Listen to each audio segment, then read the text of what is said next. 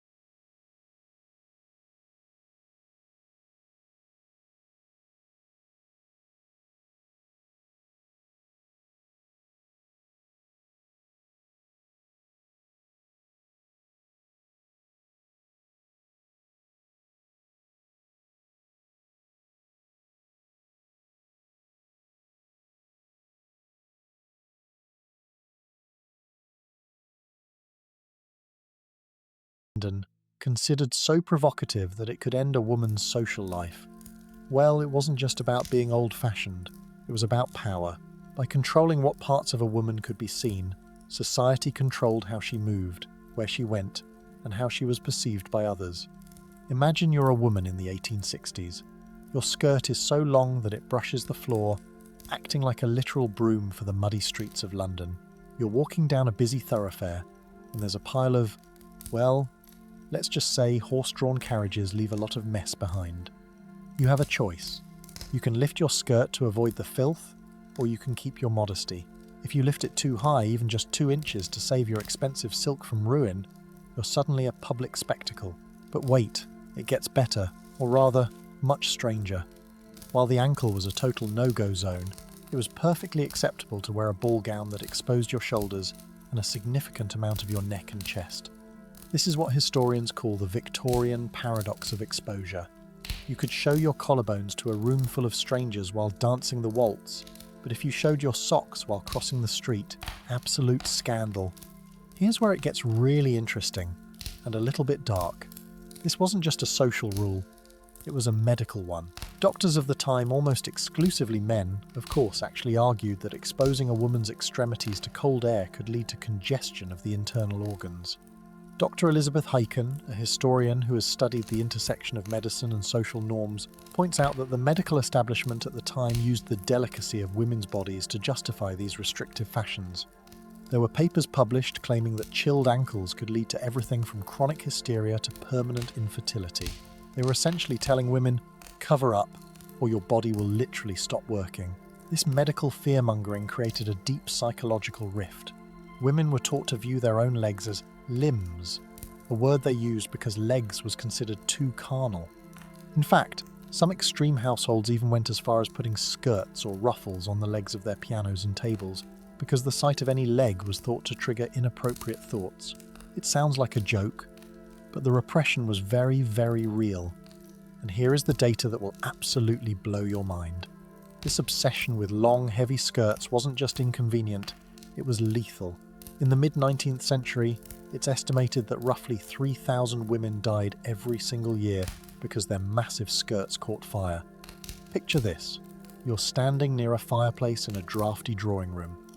You turn slightly, and the hem of your modest crinoline brushes a stray spark. Because of the layers of air trapped beneath the hoops and petticoats, the dress becomes a chimney. Within seconds, you are engulfed. And because the etiquette of the time demanded so many layers and complex fastenings, it was almost impossible to get out of the dress in time. Thousands of women chose modesty and paid for it with their lives.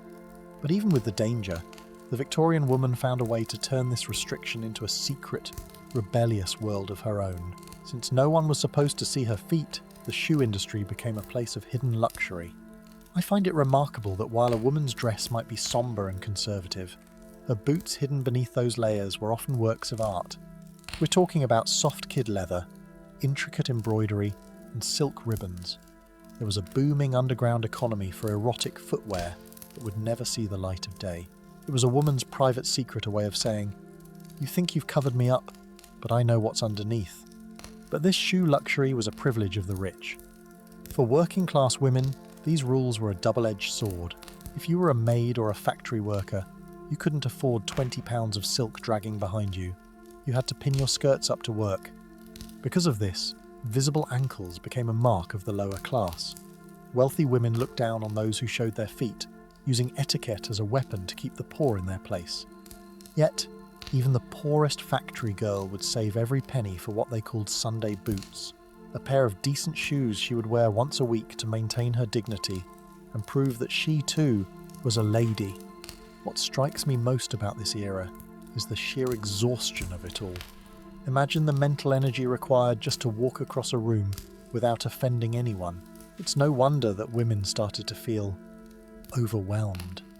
Their bodies were squeezed by corsets, their movements were restricted by heavy fabric, and their social lives were a minefield of dos and don'ts.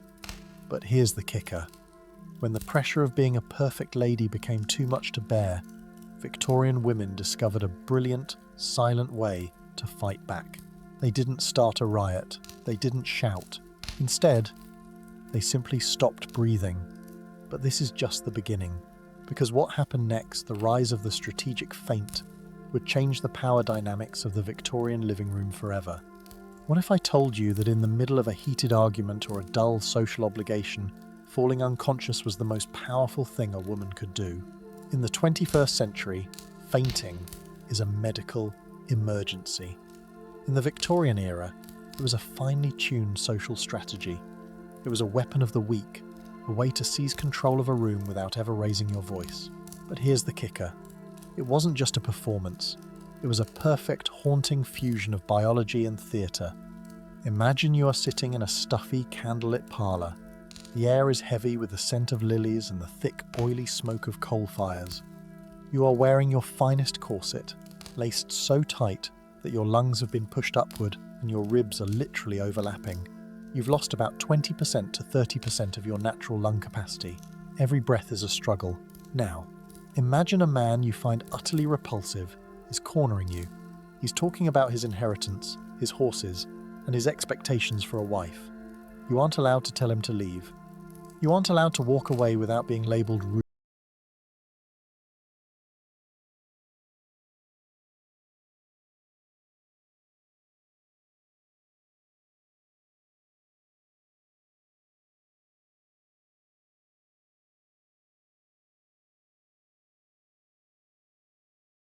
Conversation stops.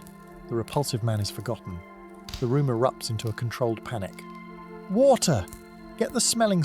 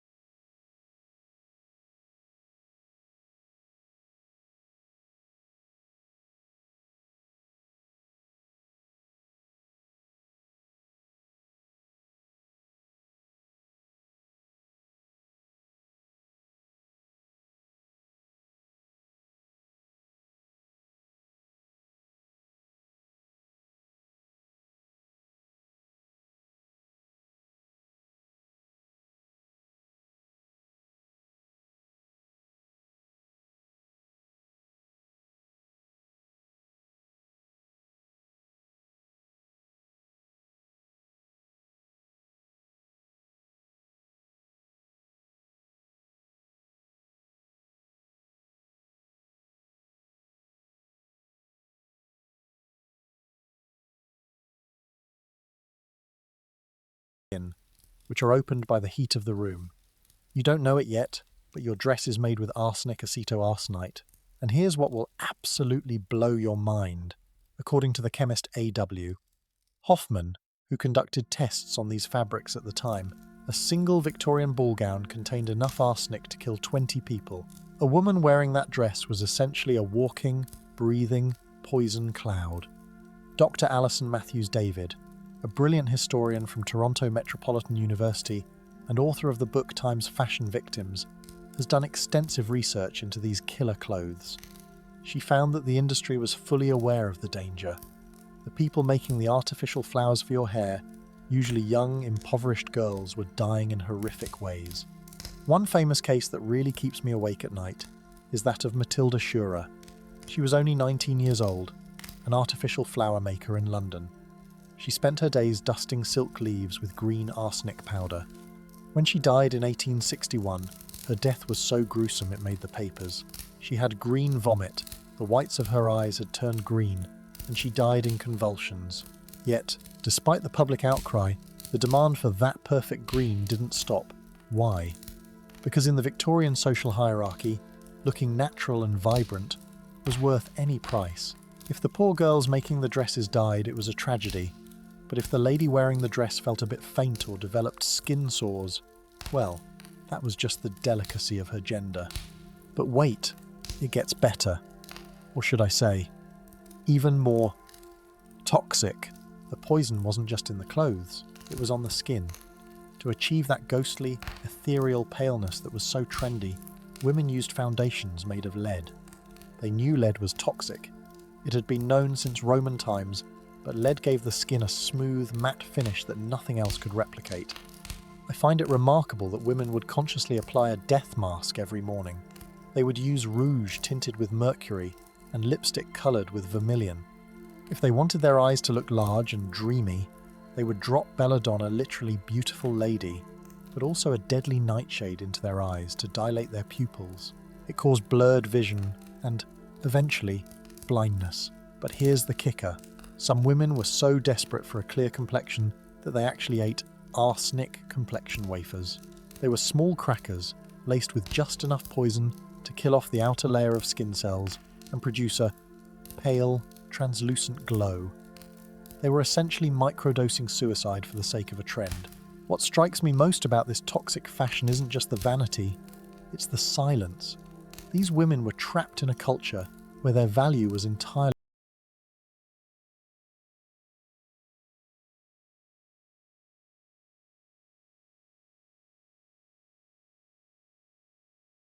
eating you alive. You are losing your hair from the lead, your teeth are loosening from the mercury, and your skin is breaking out in sores from the arsenic dress, so what do? You apply times more times lead makeup to cover the sores.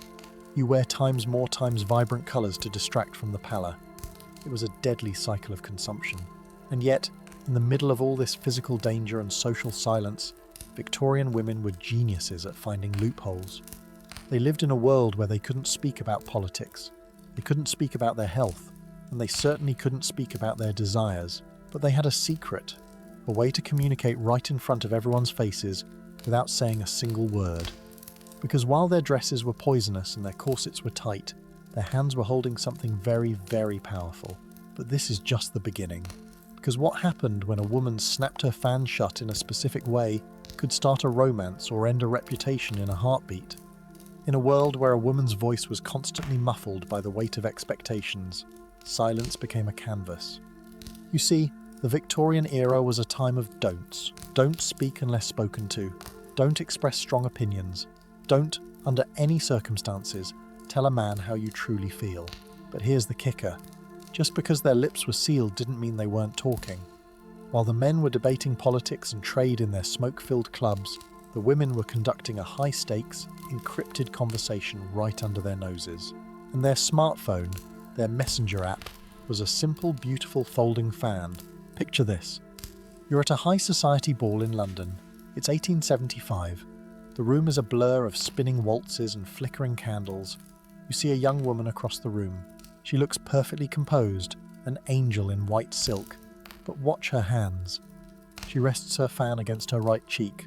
That means yes. She twirls it in her left hand.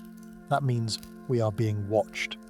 Then, with a sharp, crisp timed snap, she closes the fan and touches it to her heart. That's the big one. That means you have won my love. Ha! To any man passing by, she's just a girl cooling herself in a hot room. But to the person she's looking at, she's just sent a paragraph of information. It was a 19th century version of end-to-end encryption. According to researchers at the Fan Museum in Greenwich, London, the world's first museum dedicated entirely to the history of fans, these codes were surprisingly standardized. There were actually more than 200 distinct gestures that could communicate everything, from "I hate you" to "My mother is suspicious" to "Meet me on the balcony in 10 minutes. I find it remarkable that this wasn't just a game for bored teenagers. It was a survival skill. In a society where a single inappropriate word could lead to social ruin, the fan provided a safety net. It allowed women to have a private life in a very public world. Imagine the mental agility required. You're trying to navigate a complex dance, manage a heavy dress, and hold a polite conversation with an elderly aunt, all while typing a secret message with the subtle movements of your wrist. It was a masterclass in multitasking, but the fan wasn't the only silent weapon in a lady's arsenal. While the fan handled the private messages, there was another tool for the public war of social status: the calling card.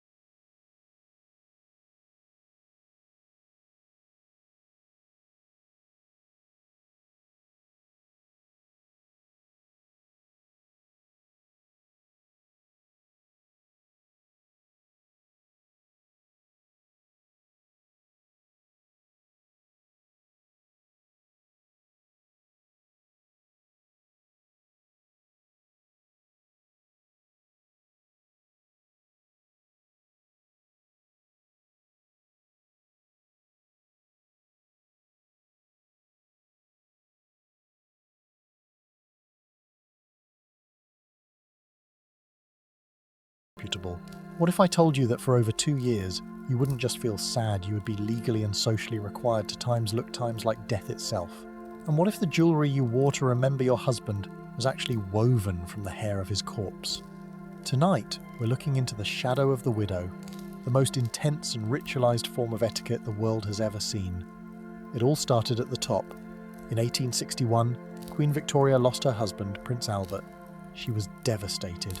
But instead of grieving and moving on, she turned mourning into a national identity. She wore black for the next 40 years, until the day she died, because she was the ultimate influencer of her time. The entire British Empire, and soon the United States followed suit. Imagine you are a woman who has just lost her husband. Your life as you know it is over, but your work is just beginning. You now enter deep mourning. For the first 12 months, you are required to wear widow's weeds. This isn't just black clothing. It's a specific, scratchy, dull fabric called crepe. It was designed to look dead, it didn't reflect any light. And then there was the veil, a heavy black silk veil that covered your face completely when you left the house. I find it remarkable that this veil served a dual purpose. On the outside, it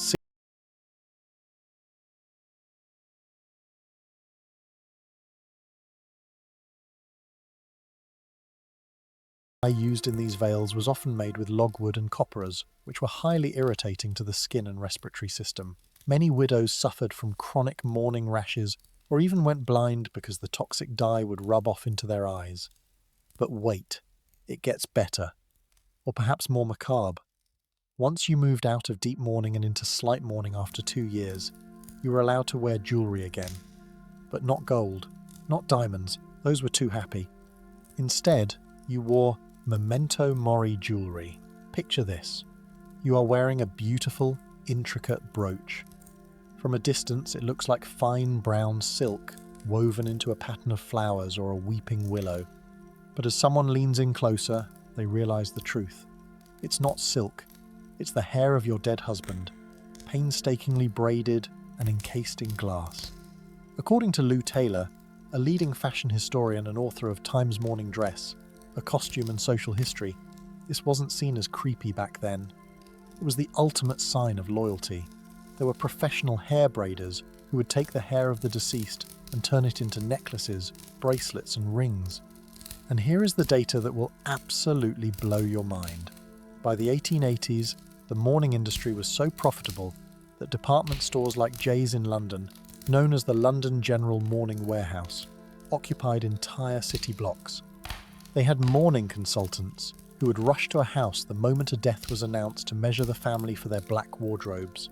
It's estimated that a middle-class family would spend the equivalent of $10,000 to $15,000 in today's money just on the initial mourning clothes for the household. But here's what really keeps me awake at night. What happened if you didn't want to perform? If a widow was seen wearing a hint of purple or grey too early, even a week before the official the 5-year period was up, she was treated like a social pariah. People would whisper that she was looking for a replacement. Her reputation would be shredded. The etiquette of mourning was a way for society to keep women in a state of prescribed melancholy, ensuring they remained domestic and invisible while they were between men. However, as with everything in the Victorian age, women found a way to use the rules to their advantage. Some historians argue that for many women, the mourning period was actually a secret relief. Think about it. When you are in deep mourning, you are exempt from all social obligations. You don't have to host dinner parties. You don't have to go to balls. You don't have to visit people you don't like. For the first time in her life, a Victorian woman had a socially acceptable excuse to say no. Behind that heavy black veil, a woman could walk the streets of London in total anonymity.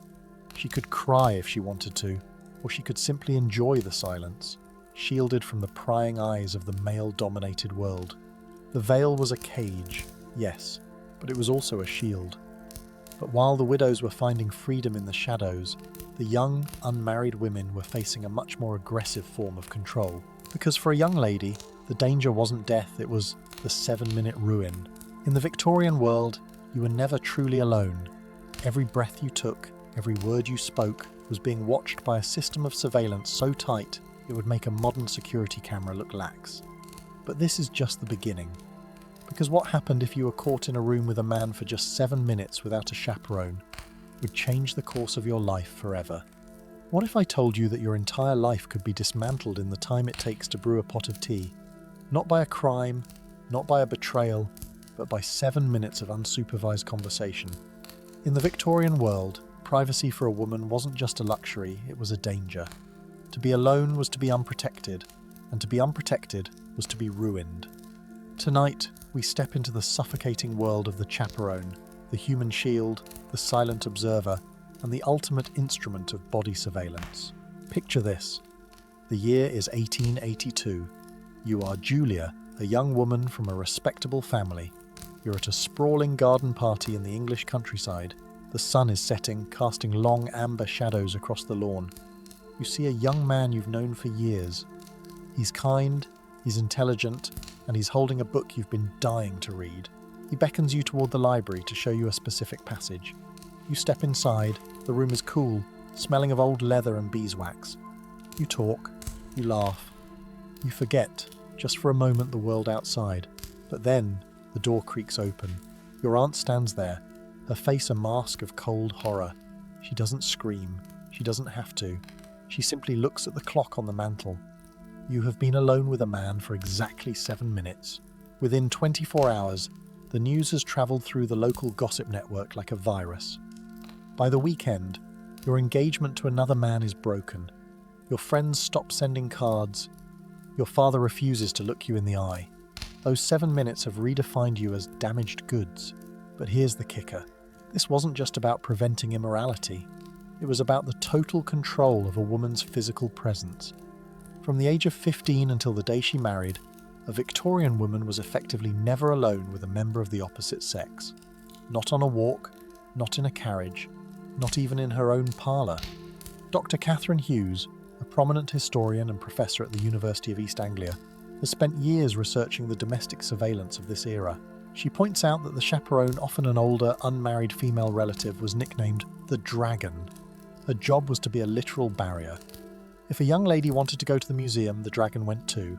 If she wanted to go to the milliner, the Dragon sat in the corner. This created a massive industry for what was known as professional chaperonage. For families who didn't have a spare aunt, you could actually hire a woman of impeccable character to follow your daughter around. It was a high-pressure job. If the girl slipped away for even a moment, the chaperone's own reputation was on the line. I find it remarkable that this created a state of constant chaperone anxiety. Women were taught to feel a sense of physical wrongness if they were ever without a shadow. It was a psychological leash. But wait,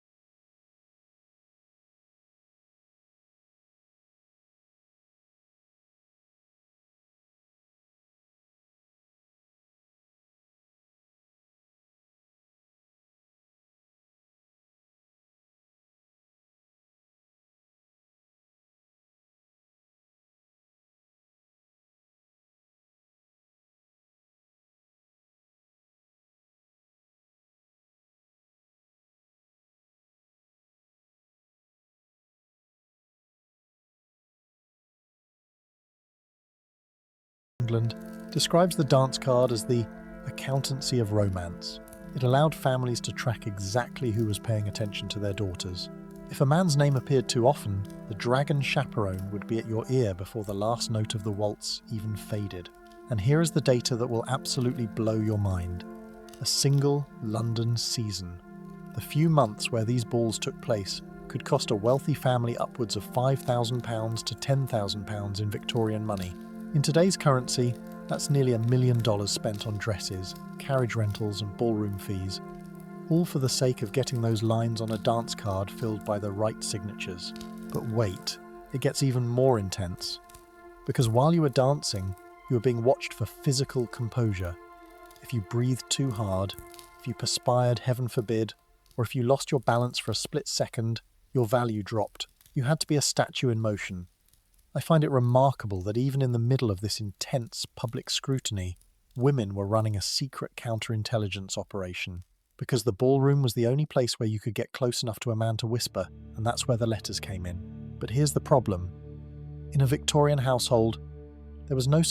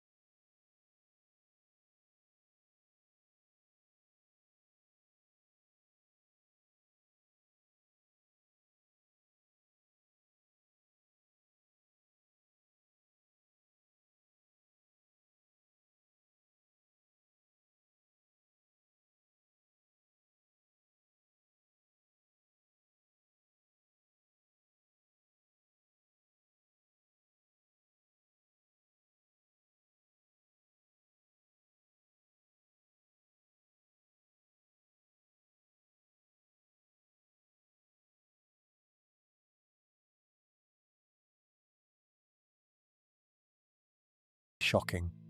Medical studies from the late 19th century, including those conducted by the early female physician Dr. Arabella Keneally, showed that chronic corsetry could reduce lung capacity by as much as 30%. Because the diaphragm couldn't descend properly, women became thoracic breathers, taking short, shallow gasps from the top of their lungs. This is why they fainted so easily, not just because they were emotional, but because they were quite literally oxygen deprived. But it gets even darker. When archaeologists have examined the skeletal remains of Victorian women, they found something haunting: corset ribs. The lower ribs were often permanently bent inward at a sharp, unnatural angle. In some extreme cases, the pressure was so intense that it caused the liver to develop deep grooves, literally taking on the shape of the corset's bones. I find it remarkable that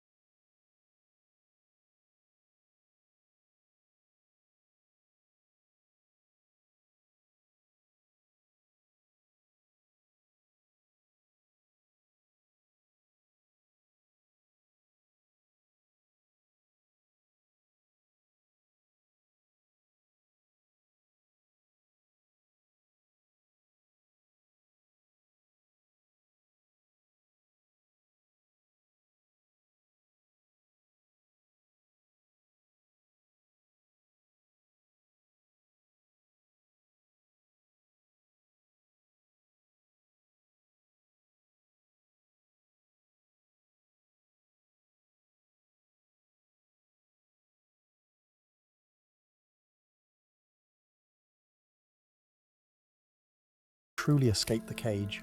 Or have we just swapped the whalebone for something more modern, more digital, and more subtle? But this is just the beginning, because the echoes of the Victorian parlour are still ringing in our ears today, in ways you might not even realise. As we leave the gaslit streets of the 19th century and return to the soft glow of our own bedside lamps, it's easy to feel a sense of relief. We think, thank God I don't have to wear a lead-based foundation or faint just to get out of a conversation. We look at those women in their black veils and steel cages, and we see them as relics of a distant, stranger world. But as I sit here tonight, looking at the history we've just travelled through, I can't help but notice something haunting. The cage hasn't disappeared. It's just become invisible. Think about it. The Victorian woman had the corset, we have the filter. They had the calling card, we have the social media profile. They had the dragon chaperone. We have the permanent digital surveillance of the public eye. The parallels are absolutely mind-blowing. When we talk about curating our lives on Instagram, aren't we just playing a modern version of the ballroom battlefield?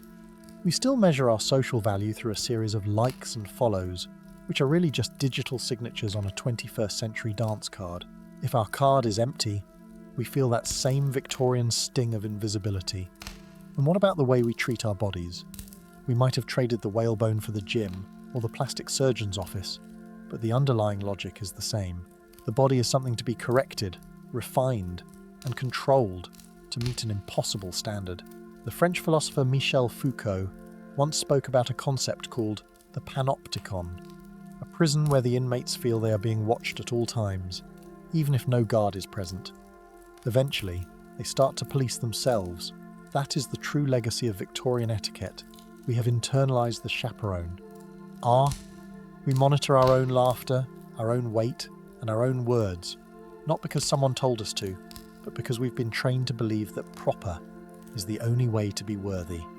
What strikes me most, as I reflect on the stories of Lady Margaret and Matilda Schurer, is that the human spirit is incredibly resilient. Those women weren't just victims, they were hackers. They found the bugs in the social system and used them to create secret languages. So, what can we take away from their struggle? Here are a few modern revelations I've been thinking about. First, remember that your body is not a project, it is your home. The Victorians were taught to view their bodies as something to be deformed for the sake of grace. Don't fall into that same trap. You don't owe the world a perfect silhouette.